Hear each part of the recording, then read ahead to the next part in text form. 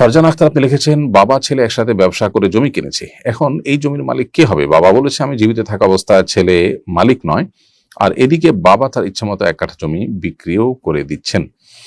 বোন ফারজানা, বাবা এবং সন্তান যদি একসাথে যৌথ কোনো ব্যবসা করেন, তাহলে সেক্ষেত্রে তারা বাবা সন্তান একই পরিবারের মানুষ হওয়া সত্ত্বেও তাদের যে আর্থিক লেনদেনের ক্ষেত্রে চুক্তি হয়েছে, সেই চুক্তি তাদেরকে রক্ষা করে চলতে হবে।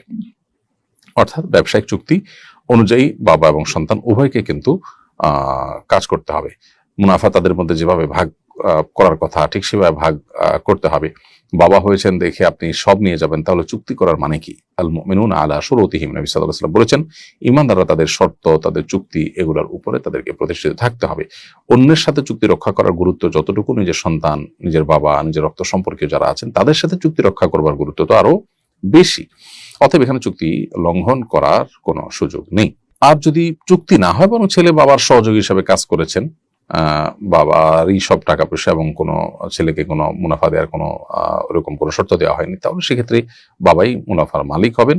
এবং সেক্ষেত্রে সন্তান বাবার সাথে যে সহযোগিতা করেছেন সেটা যদি আপনার অন্য সন্তান না করে সন্তান করে, তাহলে বাবা তার প্রতি ইহসান করতে হবে। কিন্তু এর মানে এই না যে নির্দিষ্ট কোনো হিস্সা বা 50% সন্তান অটোমেটিক দাবি করবে। এই জন্য বিষয়টা কি ঘটেছে, চুক্তি হয়েছে কিনা, চুক্তিতে কি ছিল, সেটার উপর অনেকখানি নির্ভর করবে।